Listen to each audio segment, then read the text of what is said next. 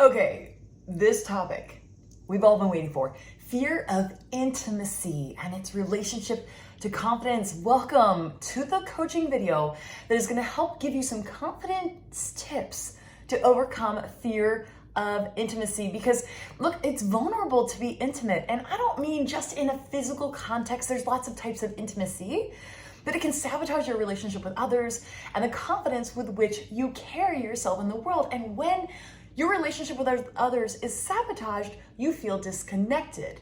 When you feel disconnected, we feel insecure.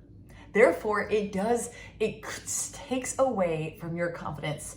In this video, I'm going to teach you how to stop trying so hard, how to feel your feelings, how to learn to be intimate in a few simple ways. We've got 3 main things I'm going to teach you. So let's dive in. Hit subscribe. Make sure you're following me. Comment below and let me know you like this coaching content and that the coaching videos that you're finding on my channel are helping you feel good, feel confident, feel inspired, feel emboldened, and feel courageous. All right, let's dive in.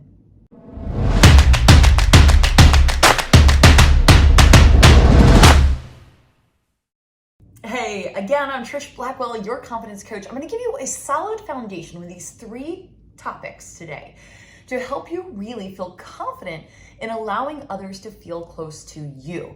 And the first one is to start by learning how to be intimate with yourself. And again, it doesn't all have to be in a physical context, but to let others close to you, you first have to know how to be close to yourself. It seems pretty simple, but it's actually shockingly rare that we prioritize knowing ourselves and creating time in our busy lives for self-discovery, for self-awareness, and wait for it, self-friendship, being friends with yourself. And so one of the best ways to have intimacy with yourself is to spend time with yourself, to create pockets of time where you're not scrolling in your phone or trying to stay busy or watching Netflix of distraction, but allow yourself to be bored. Allow yourself to have a hobby. Allow yourself to explore what it likes to just take a walk by yourself, to spend time with yourself. And other tools to do this are to start journaling. I used to say to myself that I thought I was too busy. I was too busy to connect with my thoughts. Well, I was too scared because I didn't think I could manage my mind. I didn't even know if I liked myself. But here's the deal. Unless you actually spend time with yourself and you nurture that relationship, you won't ever know. And you will like yourself when you get to know yourself, when you give yourself a space to be yourself. Another way to be intimate with yourself is to stretch. It's interesting, for somebody who I had an eating disorder for so many years, I did not want to stretch and touch my body. I avoided putting on lotion. But the act of putting on lotion, the act of having a healthy skincare routine, the act of slowing down and taking care of your body is a really beautiful way to connect with yourself, intimacy. Another way to be intimate with yourself and with your looks and just your acknowledging your existence is what I call mirror work in my coaching. We do a lot of this in the College of Confidence, my group coaching program, which you can find out more about at collegeofconfidence.com. But the mirror work is simply acknowledging yourself every day, saying, hey, good morning, it's great to see you. Good, looking good, like you look beautiful today. Learning how to give yourself compliments, learning how to see yourself as a whole, not as the part that you want to pick apart in the mirror. And then, the ultimate way to be intimate with yourself is to be friends with yourself, to be in relationship with yourself. And now I was somebody who was friends with myself, and then I spent 15 years not being friends with myself. And the last 10 years I've been learning to be friends with myself again. So it's never too late to go back to what you once knew as a child. And here's the beautiful thing. When you know, like, and trust yourself, then you're going to be more open and to being your full and true self. And when you're your full and true self and you feel free and safe to be that, then you'll be happy and open and capable of being intimate with others.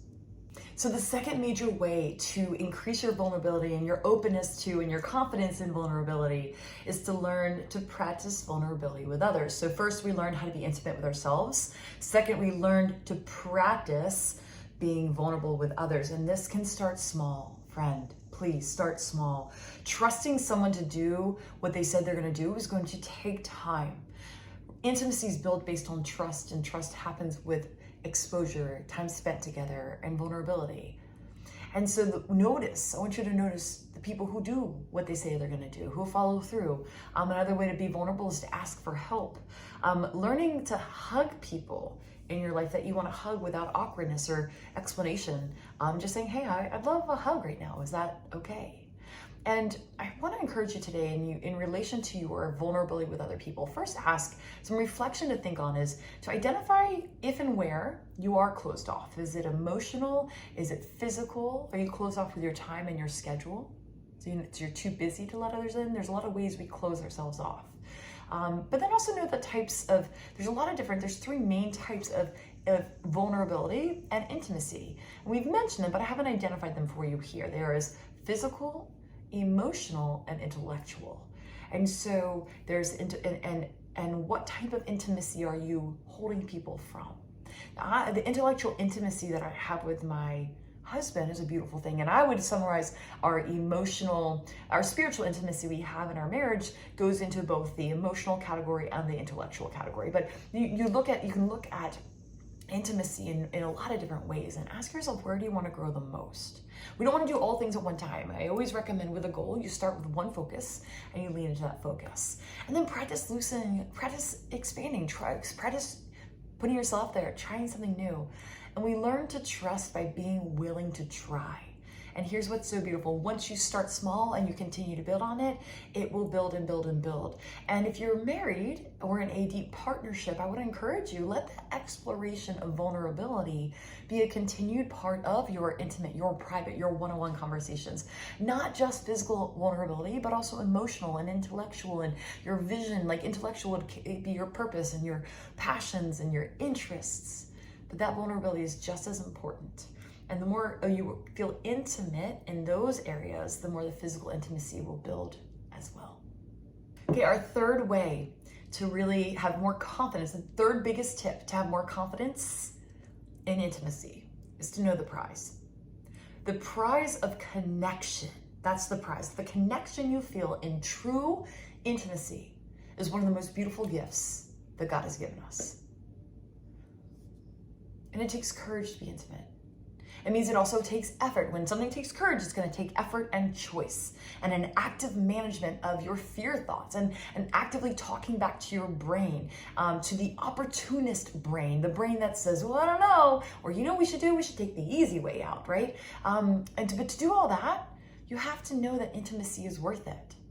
And why is it worth it? Well, because intimacy leads to connection. Connection makes us feel belonging and confidence. Self-worth will skyrocket. And connection and belonging and understanding community, all of that gives us a solid and secure sense of self and ability. When you have a solid sense of self, your ability to show up in the world transforms. And you show up with your head high, your joy flowing, and your curiosity about what is possible for you primed and peaked. And when you're primed and peaked like that, you are emboldened to do new things. And it's an amazing thing because you know you're not on your own. And I would encourage you to the more you spend time in your spiritual intimacy, your pursuit of your time with God, the less alone you will feel in this world. Because God is always with us. And that's the most beautiful intimacy there is. I hope this is encouraging to you. Hey, to get more free coaching on how to manage your mindset, pop over to your favorite podcast, anywhere you listen to your podcasts. You're gonna love the Confidence Podcast. If you've enjoyed this video, you'll love my podcast show. We have over 3 million downloads at this point. We want you to come see what it's all about. So check out the Confidence Podcast, but if you're really even ready to go deeper than that, I want to invite you to my free masterclass, How to Have More Confidence. I'll give you all the basics of really building yourself from the inside out so you can be the person God created you to be. Go to get yourself a spot today at trishblackwell.com/free class. Hey, I'll see you in the comments and I'll see you on the next video.